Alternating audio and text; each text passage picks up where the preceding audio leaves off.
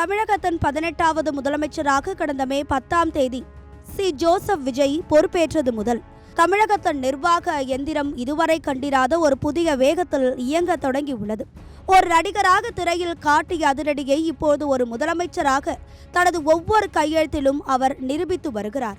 பதவியேற்ற இந்த முதல் ஒரு வாரத்தில் தமிழ்நாட்டில் ஏற்பட்டுள்ள மாற்றங்கள் சாதாரணமானவை அல்ல. குறிப்பாக ஒரு முதலமைச்சர் என்றாலே இருக்கும் அந்த பிரம்மாண்ட ஆர்ப்பாட்டங்களை உடைத்து ஒரு சராசரி அரசு ஊழியரைப் போல காலை 9 மணி முதல் மாலை 5 மணி வரை தலைமை செயலகத்தில் பணியாற்றுவதுடன் தனது மதிய உணவை வீட்டிலிருந்தே லஞ்ச் பாக்ஸில் கொண்டு வருவது அரசு அதிகாரிகள் மத்தியிலும் பொதுமக்கள் மத்தியிலும் ஒரு மிகப்பெரிய ஆச்சரியத்தை ஏற்படுத்தியுள்ளது.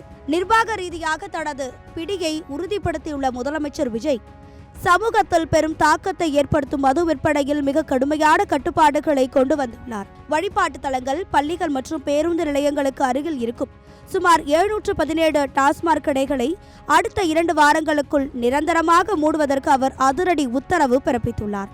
அது மட்டுமின்றி 21 வயதுக்குட்பட்டவர்களுக்கு மது விற்பனை செய்வது கண்டறியப்பட்டால் கடும் நடவடிக்கை எடுக்கப்படும் என்றும், சந்தேகம் இருந்தால் வாடிக்கையாளரின் ஆதார் கார்டை சரிபார்த்த பின்னரே மது வழங்க வேண்டும் என்றும் டாஸ்மாக் நிர்வாகத்திற்கு அறிவுறுத்தப்பட்டுள்ளது. இது ஒரு புறம் இருக்க, தமிழகத்தின் வருங்காலத்தை சீரடிக்கும் போதைப் பொருள் விற்பனைக்கு எதிராக ஆபரேஷன் ஜீரோ என்ற பாணியில் பள்ளி மற்றும் கல்லூரிகளுக்கு அருகில் போதைப் பொருள் விற்பவர்களின் சொத்துக்களை பறிமுதல் செய்யும் சட்டத்தை அவர் கையில் எடுத்துள்ளார்.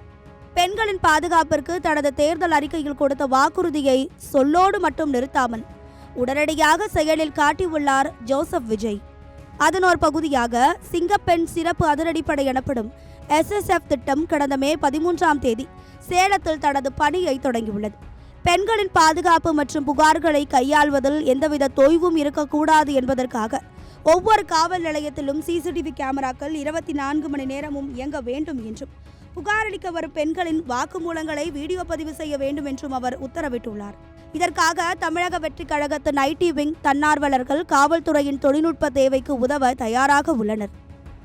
ஆட்சி மாற்றத்திற்கு பிறகு நிர்வாகத்தை சீரமைக்க தேவையான IAS மற்றும் IPS அதிகாரிகளின் இடமாற்றங்கள் ஒருபுறம் நடந்தாலும் மக்களின் அடிப்படை தேவைகளில் பாதுகாப்பிலும் விஜய் காட்டும் இந்த வேகம் தமிழக அரசியலில் ஒரு புதிய நம்பிக்கையை விதைத்துள்ளது. வெறும் ஒரு வாரத்தில் இத்தனை அதிரடி மாற்றங்களை செய்துள்ள முதலமைச்சர் விஜயின் இந்த தொடக்க ஆட்டம் வரும் நாட்களில் தமிழகத்தை எந்த உயரத்திற்கு இட்டு செல்லும் என்பதை நாம் பொறுத்திருந்துதான் பார்க்க வேண்டும். ஒரு சராசரி மனிதனாக கோட்டைக்கு சென்று ஒரு சாமானிய மக்களின் முதலமைச்சராக செயல்படும் விஜயின் இந்த 6 நாள் ரிப்போர்ட் கார்டு பற்றி நீங்கள் என்ன நினைக்கிறீங்க?